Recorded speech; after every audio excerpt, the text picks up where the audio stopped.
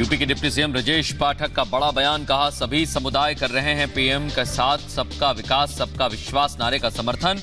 UP की सभी 80 सीटों पर जीत रही बीजेपी। रोहिणी आचार्य का सीएम नीतीश कुमार पर हमला, बोली नीतीश राज में भ्रष्टाचारियों को दी जा रही है पनाह। वो लोग ताकत पर लड़ते हैं लेकिन हम जनता के समर्थन पर लड़ते हैं। मेरे समर्थन में सारण की जनता है। रिपब्लिक भारत से बोले टीएमसी नेता शत्रुघ्न सिन्हा, कहा बीजेपी ने अभी तक आसनसोल से उम्मीदवार की घोषणा नहीं की है। पवन सिंह को नाम वापस लेने के लिए मजबूर किया गया।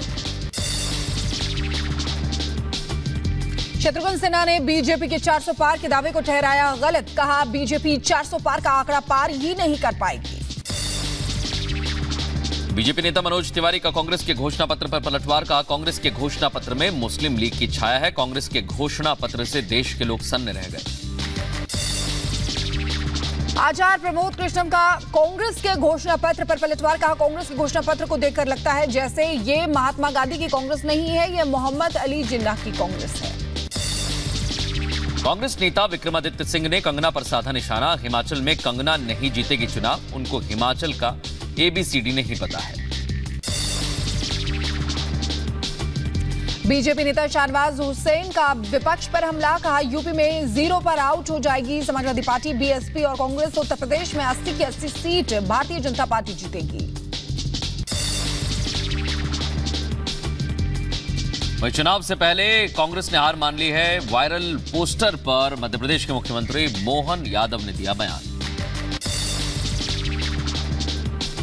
शहडोल से सड़क के रास्ते उमरिया पहुंचे राहुल गांधी, उमरिया से हेलीकॉप्टर के जरिए हुए रवाना। शहडोल में तकनीकी कारणों से कांग्रेस के नेता राहुल गांधी का हेलीकॉप्टर हेलीपैड पर उड़ान नहीं भर पाया।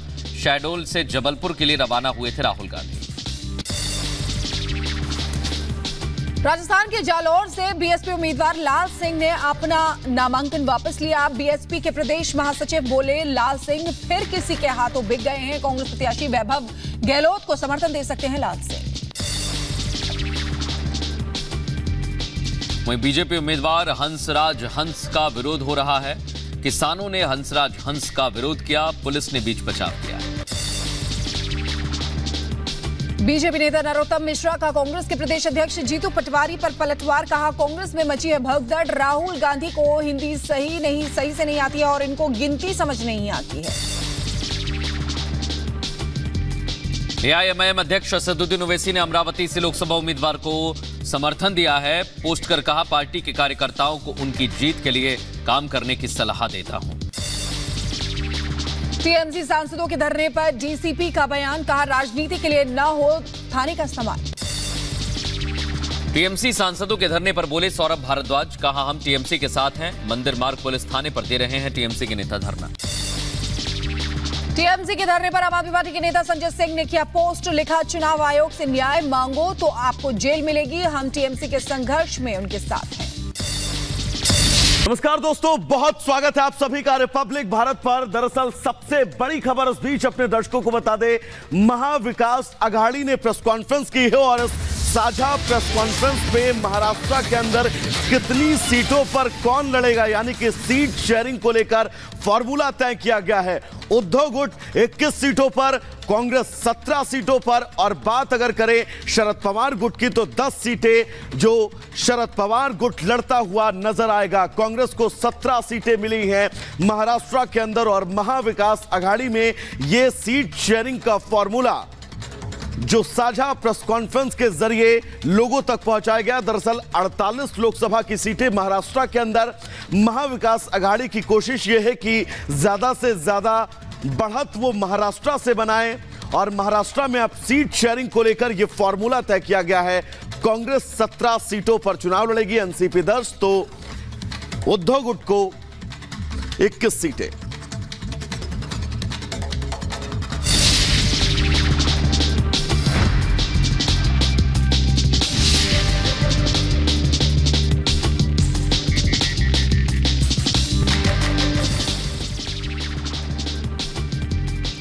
पीलीभीत में पीएम मोदी ने जनसभा को किया संबोधित, कहा जब देश मजबूत होता है तब दुनिया सुनती है, इसलिए दुनिया में भारत का डंका बज रहा है।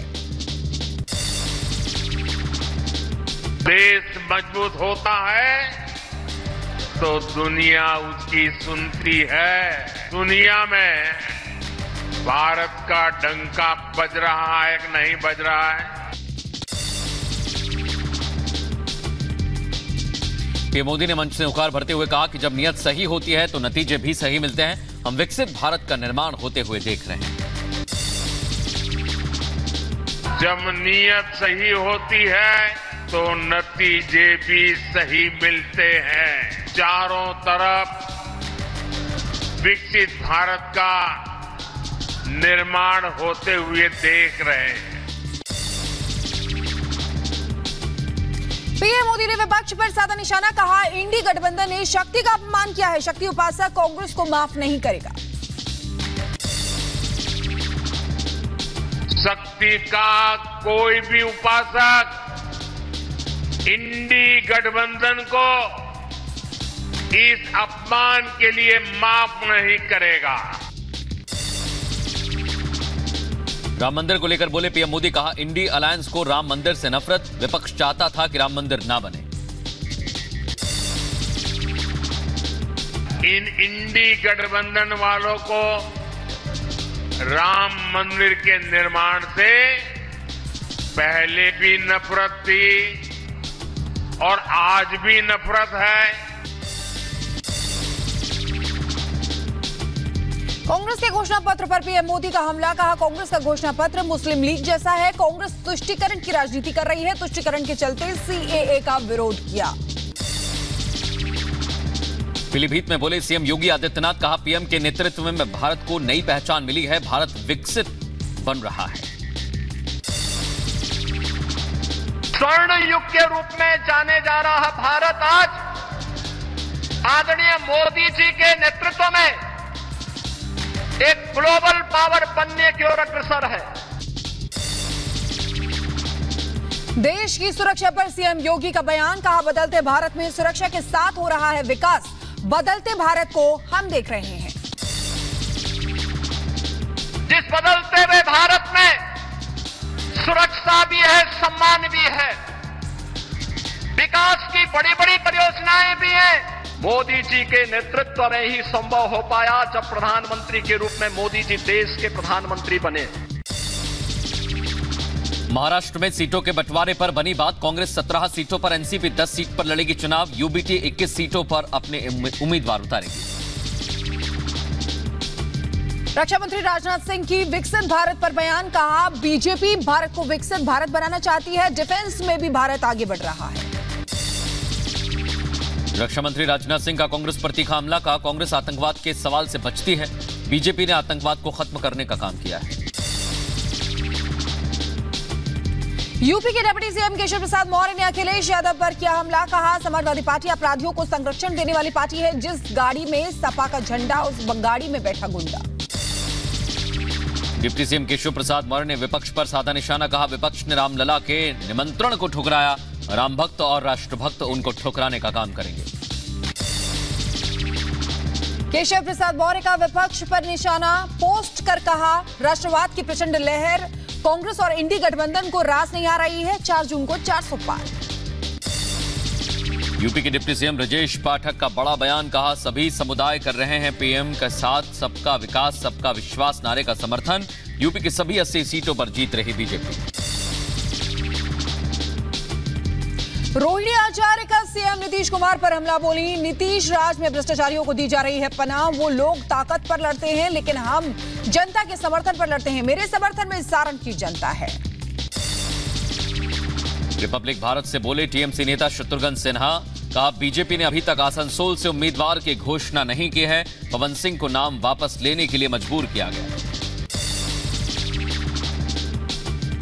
शत्रुघ्न सिन्हा ने बीजेपी के 400 पार के दावे को ठहराया गलत, कहा बीजेपी 400 पार का आंकड़ा पार ही नहीं कर पाएगी।